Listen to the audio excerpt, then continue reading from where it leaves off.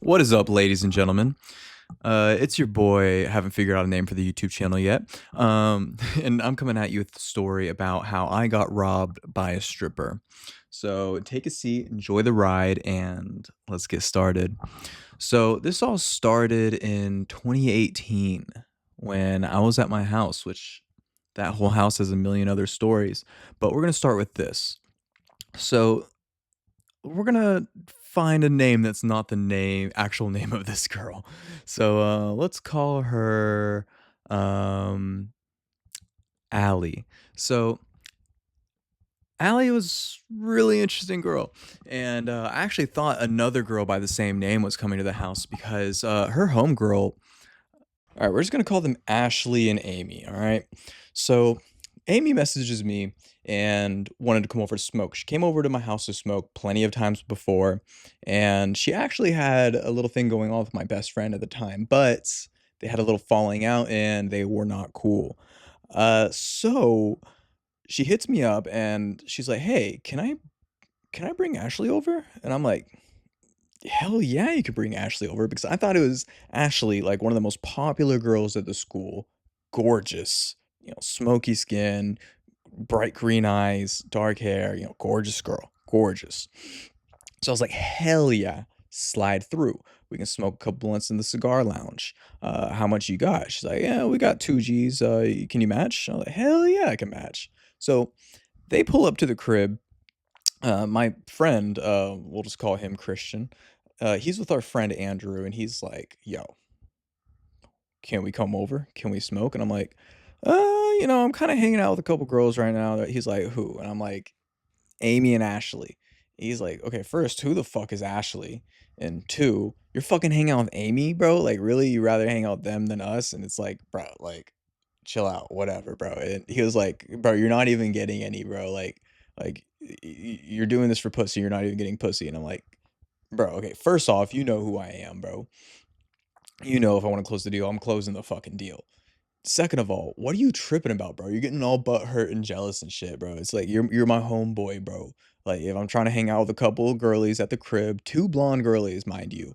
Yeah, shit, when Ashley pulled up, I saw how wide and thick her ass was and how skinny that stomach was, and she was gorgeous. And it's just like, dog, let me chillax with them for a bit. Stop freaking out about everything. I'll hang out with you later, bro. So Amy and Ashley come over and we roll up, we hang out, we start chatting it up, and I'm really hitting it off with Ashley, man. It's like love at first sight, but like we don't believe in love at the moment. So we're all hanging out, we're goofing off, we're telling some stories, we're talking some shit. I'm telling them about how my friends are jealous and how Christian's jealous and how how kind of like dumb that is. So we're goofing off. We start drinking a little bit. We take a couple shots and then we start talking about like tattoos or whatever. And I had a stick and poke on my leg that I had gotten a couple months prior. It's only one of two tattoos I still have to this day, and this was 10 years ago. So I'm like, yeah, yeah, yeah. It's a stick and poke. She's like, oh, you know how to do a stick and poke? I'm like, hell yeah, I do. Which in reality, I had never done a stick and poke on anybody. I don't really exactly know how it works. I mean, I guess I do because I saw my friend do it to me and him explain it to me. So I was like, okay, well, let me go find a needle and some ink. And yeah, I started like tattooing this girl with a tattoo I actually wanted at the time. And it was the alpha symbol, the little triangle. And I had gotten the omega on my leg. So, we're alpha and omega. So day one, I'm meeting this girl and I'm tattooing her in my cigar lounge at my house. And man, like we are just hitting it off. And this house had about 7 bedrooms, so there's plenty of places to sleep. So they decide to spend the night. Or actually, I don't even know if Amy actually spent the night. I think she actually went back to her house, but Ashley did. And we're just gonna hang out and nothing, no funny business or anything like that. Just chillaxing and we're hanging out, and there's obvious chemistry, bro. Like obvious chemistry. Neither of us can deny it, but we are for the love of the game.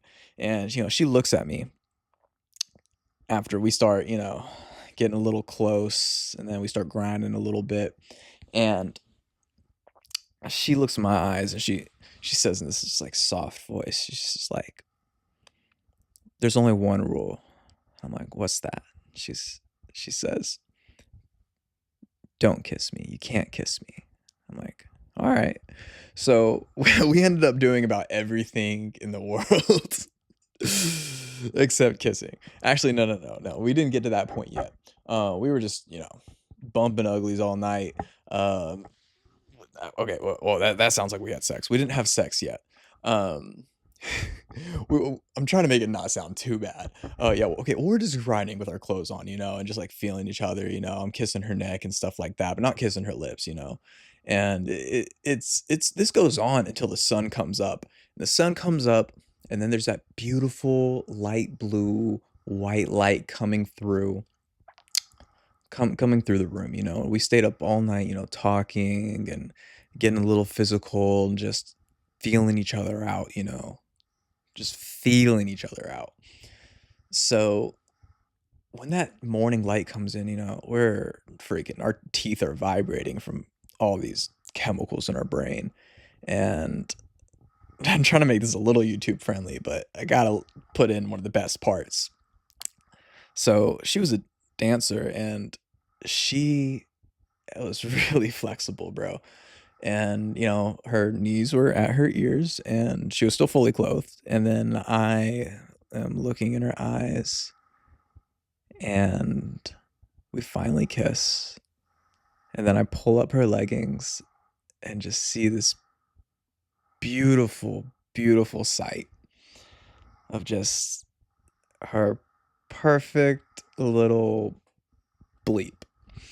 And it is just being illuminated by this just beautiful morning light. And God, and I'll skip part through this next part a little quicker, but she wants me to like, obviously like put it in, and I do, and I put it in, and couple thrusts, and then I take it out, and then put it back in my pants, and then she's like, "Oh, come on," and then like little did she know I came in my pants after I put it back in there because I was trying not to like, you know, be like, "Oh, this guy." He nuts super quick. It's like, no, no, no, we're not doing that, bro. Uh, but after like grinding all night and then like teasing all night, it just kind of exploded, man. But I looked at her, I played it off perfectly, and I look her in the eyes. I'm like, hey, if you want to do it, you got to come back. You got to come back here. We got to keep hanging out. We're not just gonna do this, and this is gonna be the end of our little friendship we got going on. And she's like, that's a deal. I'll definitely be back. And she ends up leaving. She has to go to work and whatnot. And lo and behold, that night she comes back, and then the whole squad's there. Christian, Andrew, Amy, and Ashley. And oh man, yeah, well, that started off a whole novel of stories, man. And we're gonna skip through a lot of it because that'll probably be used for later videos.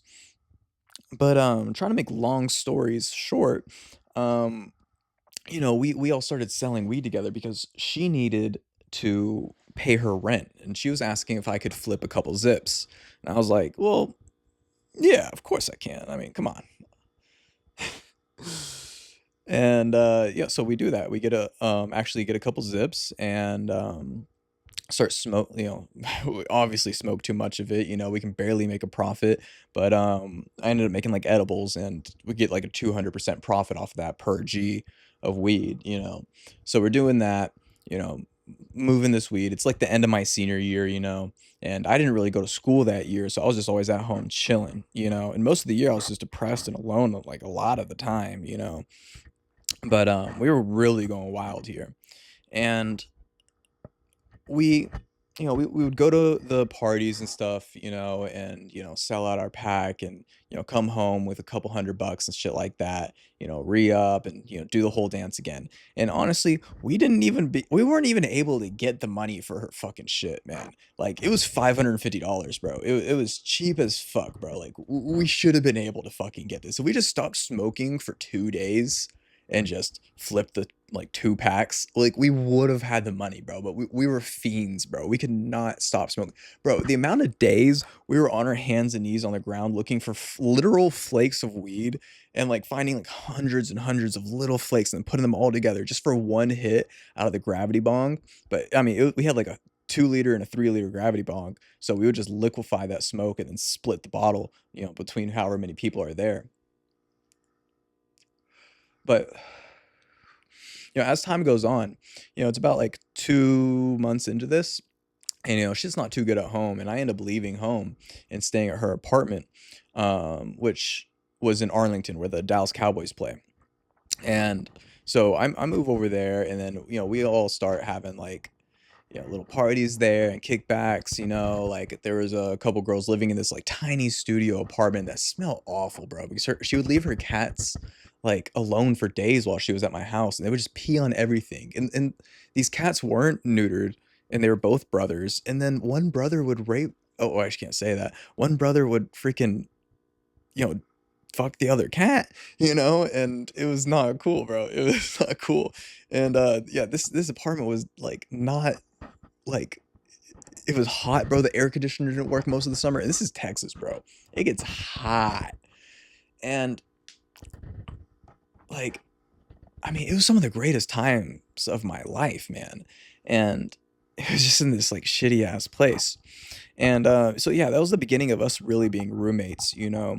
Um and things were great for a while, man. And like for the first like couple months, like we could not keep our hands off each other, like believe it or not, bro, like 10 times, a dozen times a day, bro. Like any chance we could get, bro. Like we'd have people over, and then me and her would have to go into the bathroom, and then her closet was connected to the bathroom, but not anywhere else in the apartment. And then like we would just be in there freaking, doing it. And and like we'd come out like, like everybody would start clapping and shit. Like maybe like one girl that's trying to get with me is like upset, and that's happened on multiple occasions. And and actually, this girl, like when I met her, she was a lesbian, and it just turned out I was just what she needed, I guess, because after me, she got a little, crazy for men, I guess. But yeah, I mean, she honestly, she was a little freak. Um, but yeah, like time goes on, summer keeps going. We had multiple iterations of this little squad, our family, man, our little family. And like shit happens. People leave the squad, people get kicked out of the squad, and like eventually, for a while it's just us. And I ended up started working at Dillard's for about 5 6 months, and that was awesome, bro. I was making $13 an hour, and back in 2018, that was some bread, bro. Like everyone was like, "Damn, bro, you're making how much an hour?" I was like, "Bro, 13, bro, big money, bro. I get paid weekly." So things escalate for a while after that, and eventually we move into a way nicer apartment, bro. Way nicer apartment. And actually, bro, let me squeeze this little part in. Before we left the studio apartment, we had the homecoming queen at my school. She was always hanging out there, and bro, she had huge, gorgeous, huge, nice boobies, bro. And like one night, like they just keep saying like, "Yo, you know what we want?" I was playing dumb, obviously. I'll probably have an expanded version of this story later. But yeah, they end up writing on a piece of paper like, "Do you want to have a threesome?" And I play it off. I'm like, I don't know if I want to do that tonight. Like maybe it might take a little convincing. And they did their job, bro. They convinced me. You know. But moving on, like we ended up getting a way nicer apartment, and it was actually right next to the Dallas Cowboy Stadium. It was pretty cool, bro. And I loved this apartment, but that's kind of around the time everything began to fall apart, you know. And man, it really sucks, man, because like she was my best friend, and like we were all going through hard times in life and whatnot. But eventually, actually, that homecoming queen girl, she was in Ashley's ear, and really just convinced her I was just a horrible person. And it was just like, damn, like it's really like that. And she did that because she wanted the master bedroom in the apartment that I was staying in. Like, she didn't even have a room in the apartment, bro. Like, she was just there all the time, and it was like, "Yo, like, I got us this apartment. I'm the one who put, like, $750 down to get the fucking apartment." Like, I'm pretty sure I paid the first month's rent. But yeah, things start not going well, and I end up losing my job at Dillard's, like around Christmas time. And at that time, I ended up going back to selling weed full time, which I was horrible. Dude, I was so bad at that, bro. I just smoked way too much of it. But a little bit prior to this, she had these stripper shoes in her closet for the longest time, and she had put some thought into becoming a stripper at one point in her life, which I mean, which means just like in the past year, because like we were both just 19 years old. And I ended up being like, "Yo, like, maybe she go do that," and she does, bro, and then she ends up making hella bank, and it used to be, we were all in this together, we're all in this together, and then that's when things started getting a little bit stingy and stuff, and she ended up getting a sugar daddy, and then I was really jealous about that, and then I ended up making, like, wrong moves and being like, "Hey, like, he can't come over," and all this stuff. I shoulda just been, like, way more chill, but I was going, like, crazy, bro, if I gotta be honest, man, like, a lot of stuff had happened in my life for the past couple years, and I had been at multiple breaking points, and she may have looked like a daisy, but she didn't act like one all the time either. Like we both had our problems in the head. But yeah, the relationship deteriorated, and then by the time Christmas came, like it was pretty bad, and she ended up moving out at the end of February, so like there was months where things weren't going good, you know, and man, bro, this really sucks. But yeah, time goes by, January passes, my birthday passes, Valentine's Day comes through, I have a little thing with my homegirl, and like she was coming over. We hung out on Valentine's Day, watched some Risky Business, and got down to business. Uh, man, but yeah, like once it started falling apart, bro, it fell apart. And then by the end of it, when she finally moved out, I came home because my brother and I were actually running a restaurant at the time. And I came home and then there were just broken dishes everywhere, man. Like the apartment was trash. I go in my room, it's trashed. I look at my watch box and then my diamond Rolex is gone, bro. My Xbox gone, bro. Some of my favorite clothes gone, bro. And then some other stuff I don't even know. Like I don't even know like what she took. Like it was just gone, man. And like man, I reminisced about this girl for years and years and years, and I ended up finally getting closure like about 2 years ago. Like I ended up finding the homecoming girl, the homecoming queen. I've ended up finding her number in my phone, and I texted her. I was like, "Hey, is this still blah blah blah's number?" And she was like, "Yeah, actually it is." Like I was like, "Oh, this is your boy." And I didn't know what kind of reaction I was gonna get, but she actually had a pretty good reaction. And I was like, "Hey, like, are you still friends with Ashley?" She's like, "Hell yeah, we're still best friends." And I was like, "Hey, can I like get her number? Like, I want to talk to her about something." And she was like, "Hell yeah, like here's your number." And I texted her, and it was really short, but we text back and forth, just a couple messages, and then she was just like, "Hey, like, why do you message me?" And I was just like, I just wanted to see like where life's taken you, like what the journey's been like. And I never really got a reply from that, but I mean, I got my closure, I made contact, and after like years and years and years of like reminiscing and like being like, damn, bro, like sucks that she's not even my friend anymore, um, I got my closure, and that was pretty cool. Um, but yeah, that's my story of how a stripper robbed me. It all started out with her just being a mutual friend, and day one, night one, like we really hit it off, and the type of stuff that makes your scalp tingle, like those feelings, and like we're never like boyfriend and girlfriend because we're like so anti-relationship. But yeah, that was an incredible time and incredible memories, and there's a million stories in between there. Um, So if you guys want to know any more of the stories and want me to tell any more of the stories, just comment down below and let me know. But I guess that'll be all.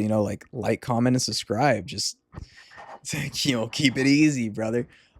Y'all have a great night, and thank you for tuning in. And if you made it to the end of the video, I love you. I appreciate it. Peace out.